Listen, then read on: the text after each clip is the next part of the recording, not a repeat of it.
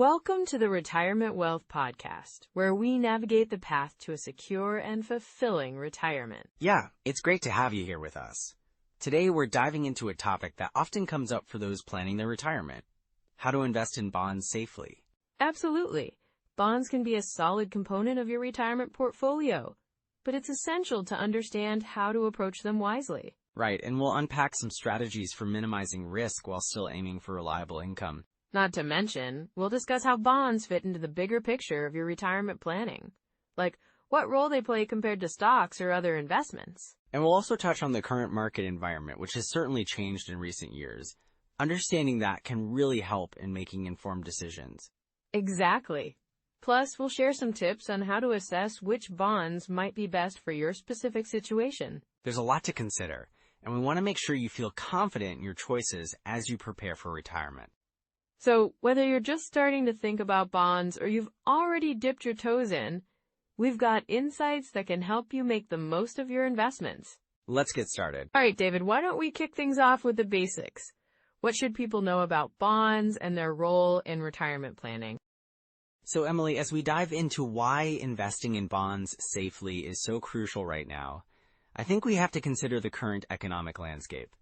Many folks are looking at their retirement timelines, and with inflation still being a concern, it's really affecting how people plan their finances. Absolutely, David. I've heard so many stories from listeners who are worried about their purchasing power.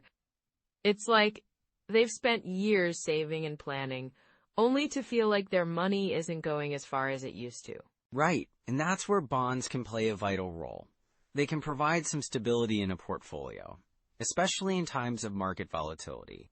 For instance, I had a client. Let's call her Susan. She was nearing retirement, and with the stock market fluctuating so much, she was feeling anxious about her investments. We talked about shifting a portion of her portfolio into bonds, which helped her feel a lot more secure. That makes sense. Bonds can act as a buffer, right? So when the market dips, her investments aren't just hanging out there, exposed to all that risk. Exactly. And the emotional side of financial security in retirement can't be overlooked.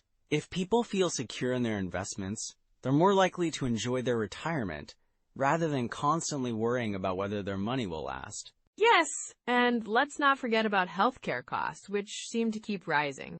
Having a conservative investment strategy can help provide that peace of mind when it comes to covering those unexpected medical expenses. Right, and it's something that affects everyone differently. I know another couple, Tom and Lisa, who are both in their late 60s. They've been planning for their retirement for decades, but when they started looking at their healthcare costs, they realized they hadn't fully accounted for how much they'd need. Oh, wow. That can be a real wake-up call. It really can be. They shifted some of their savings into bonds to create a more stable income stream, which allowed them to feel more comfortable about their future healthcare expenses. That's a great example, David. And then there's the whole aspect of Social Security changes. With discussions around potential adjustments to benefits, it makes sense to diversify income sources. Absolutely. For many retirees, Social Security is just one piece of the puzzle, and it might not cover all their needs. By incorporating bonds into their strategy, they can create a more balanced approach. So it's like building a safety net, right? Exactly. And it's not just about safety, it's also about tax efficiency. Bonds can provide tax benefits, especially if you're considering municipal bonds, which are often exempt from federal taxes, and in some cases, state taxes too. Oh, that's a good point. I think a lot of people forget about the tax implications of their investments. Yes, and with the current economic trends, having a tax-efficient strategy can really improve the overall retirement plan. It's about maximizing what you keep, not just what you earn. I can see how that would really make a difference.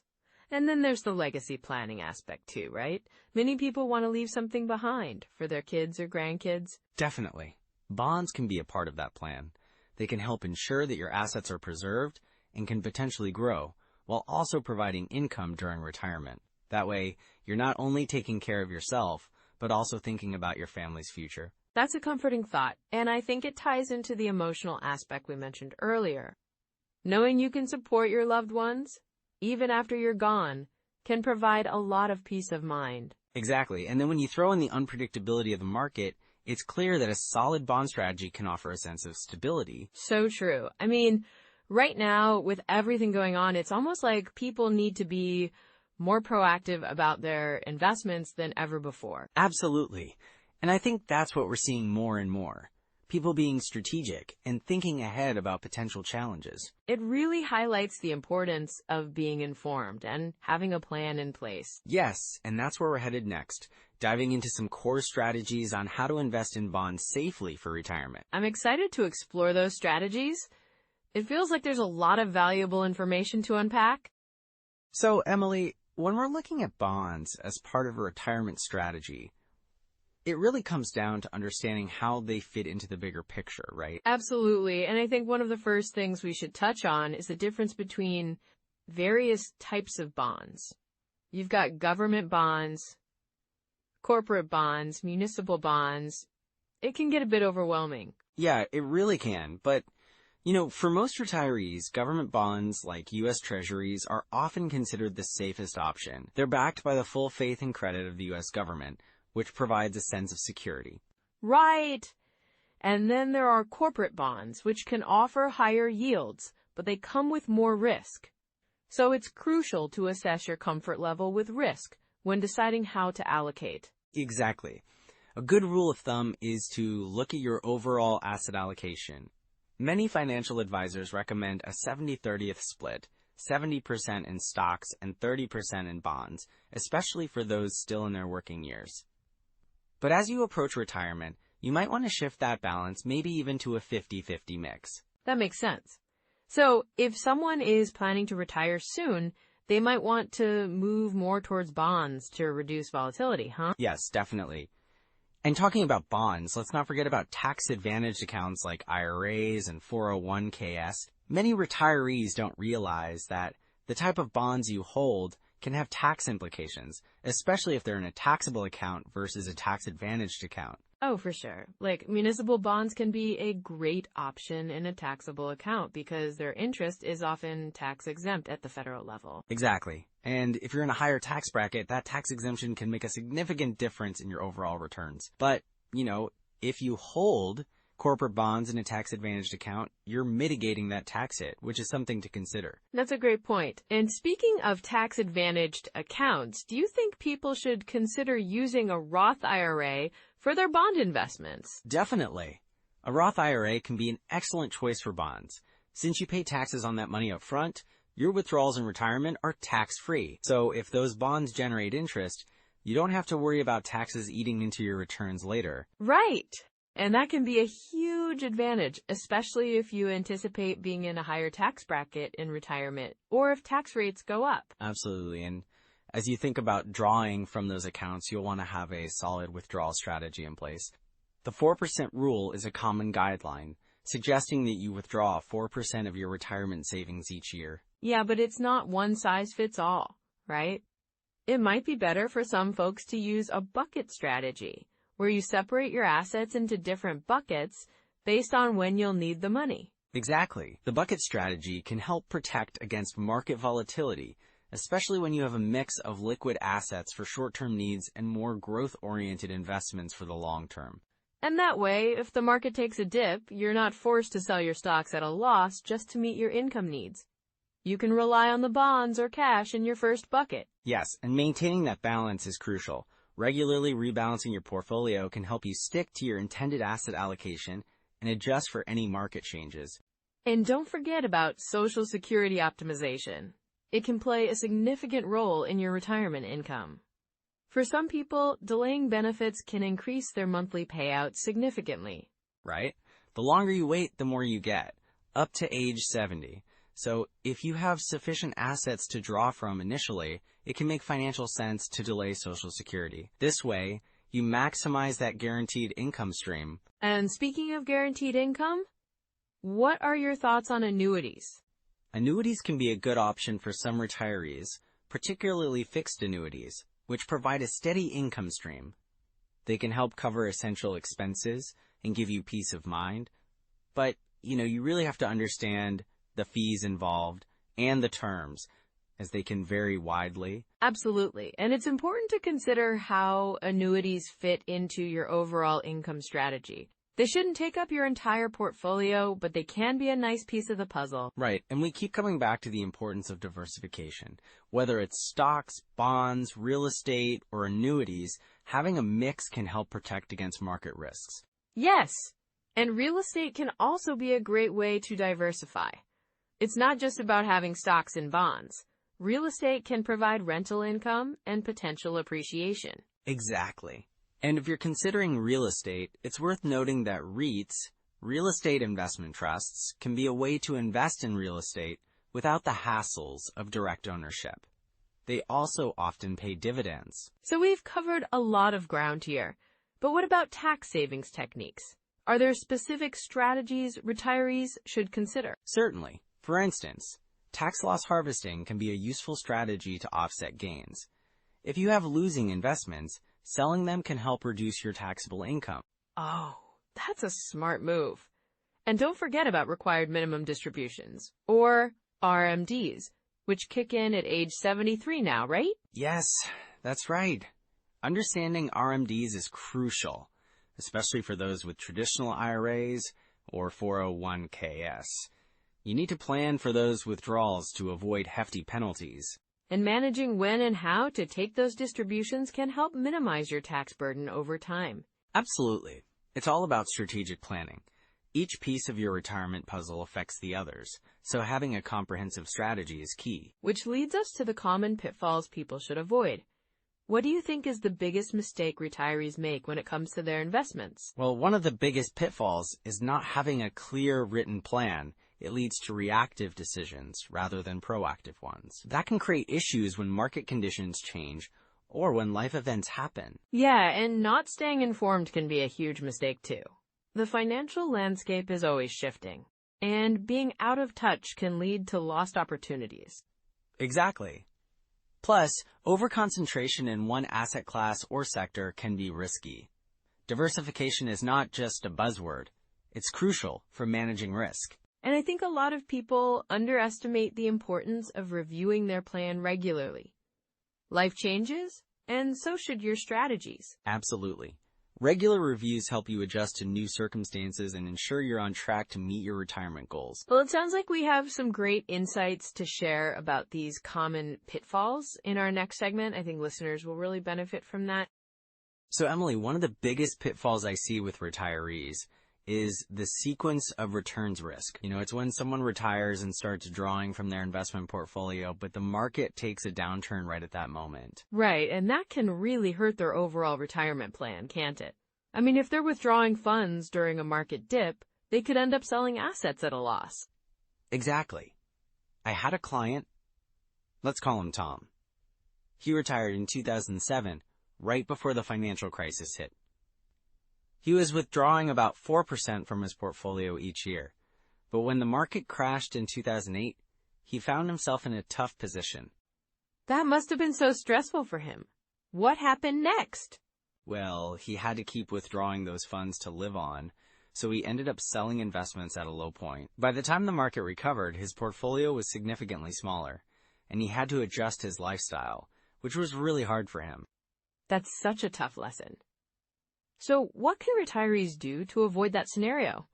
A good strategy is to have a cash reserve or a bond allocation, something to draw from during downturns so you're not forced to sell equities at a loss. It's all about having a well-diversified portfolio and planning for those market fluctuations. That makes a lot of sense.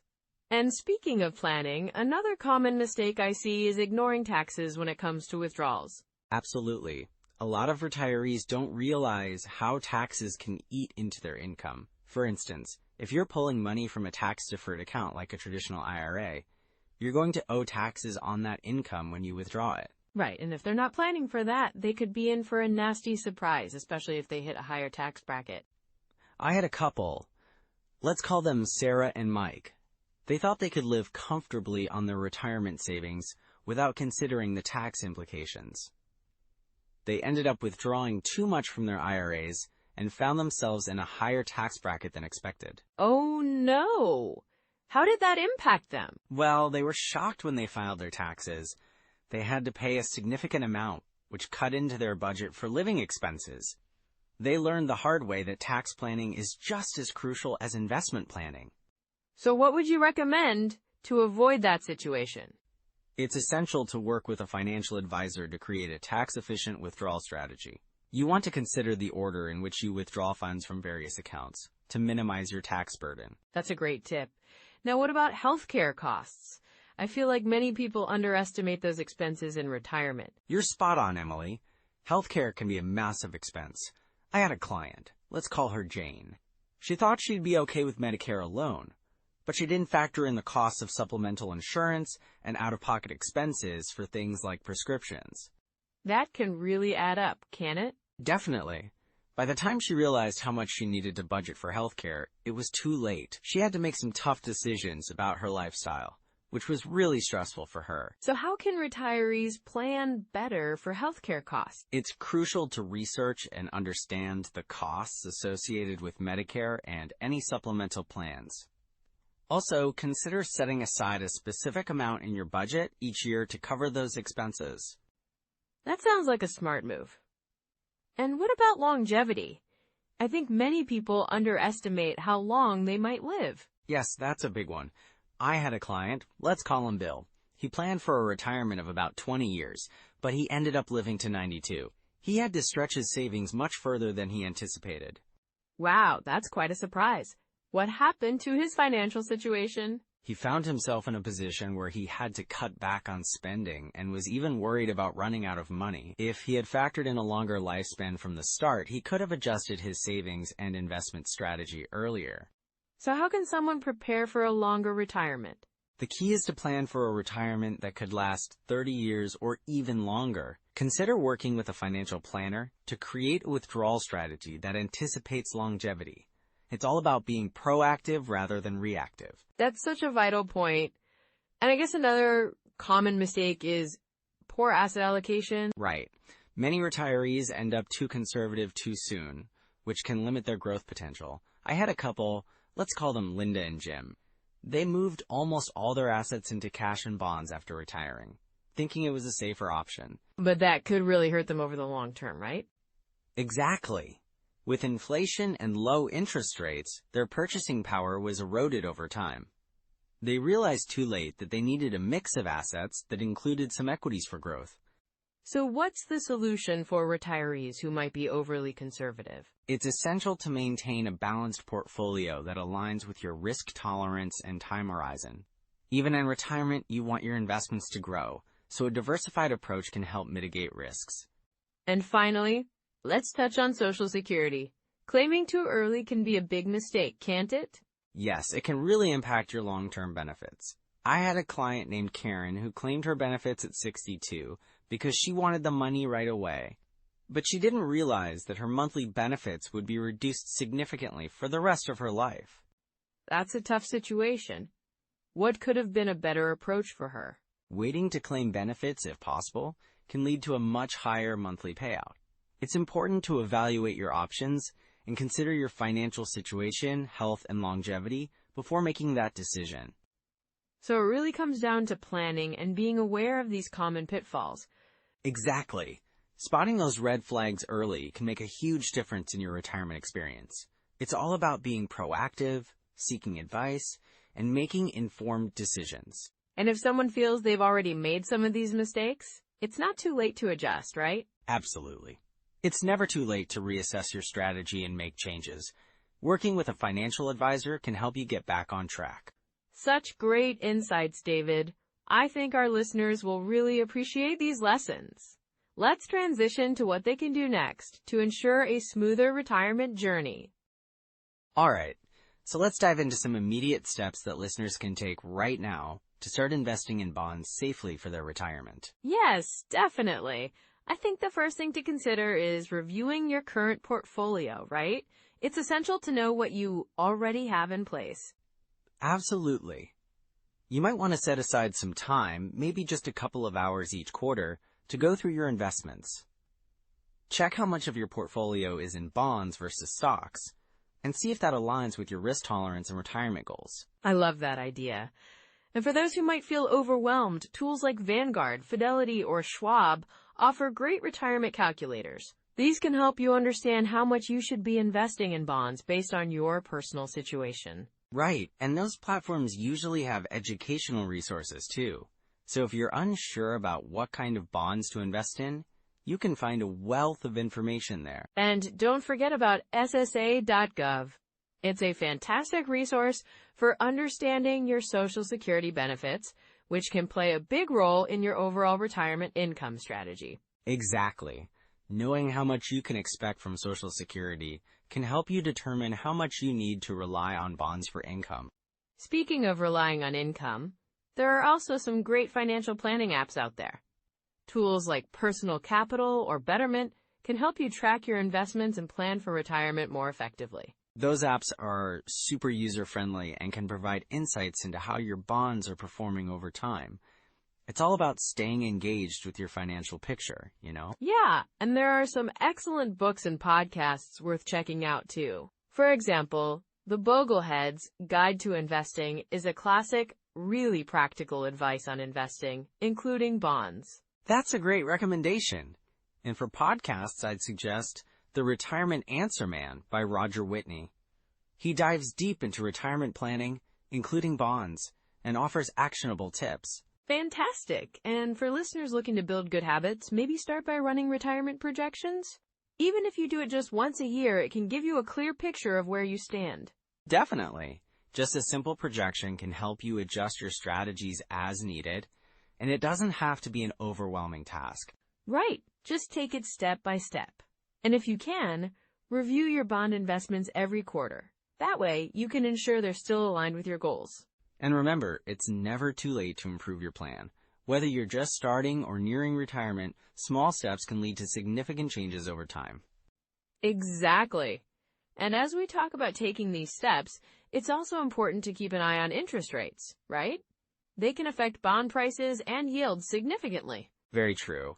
Being aware of the current interest rate environment can help you make more informed decisions about which bonds to invest in. So what about tax considerations? I know that can be a big factor when investing in bonds. Great point, Emily. Municipal bonds can be a smart choice for some folks, especially if you're in a higher tax bracket. The interest is often exempt from federal taxes and sometimes even state taxes. That's a great strategy. And for anyone unsure about their tax situation, using tax software can help clarify how different investments might impact your tax bill. Yes, and that's where consulting with a financial advisor can really pay off. They can help you navigate the complexities of taxes and investment strategies tailored to your situation. So really, it's about getting informed, using the right tools, and being proactive about your investment strategy. Exactly. And these steps don't have to be done all at once. You can take them gradually. Just focus on making one change at a time. And that gradual approach can lead to a lot of progress over time. It's all about building a strong foundation for your retirement. With these tools in your pocket, you're ready to strengthen your retirement plan. Let's recap what we've covered today. Well, Emily, as we wrap up today's episode, I think it's important to highlight some key takeaways about investing in bonds safely for retirement. Absolutely, David. First off, understanding the different types of bonds is crucial. You know, like government bonds versus corporate bonds. It really helps to know what you're getting into. Right. And then there's the importance of diversification, not putting all your eggs in one basket, so to speak. Mixing bonds with other asset classes can really help manage risk. Yes.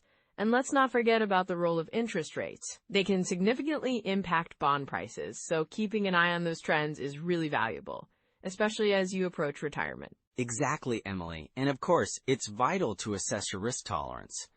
Knowing how much risk you're comfortable with helps in choosing the right bonds for your portfolio. And, having a solid withdrawal strategy is key.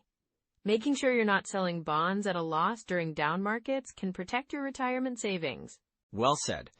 Overall, it's all about building and protecting your retirement wealth. Making informed decisions today can lead to a more secure tomorrow. That's so true. And if you found today's episode helpful, we'd love for you to like and subscribe. And Hey, drop a comment about your biggest takeaway or any questions you might have.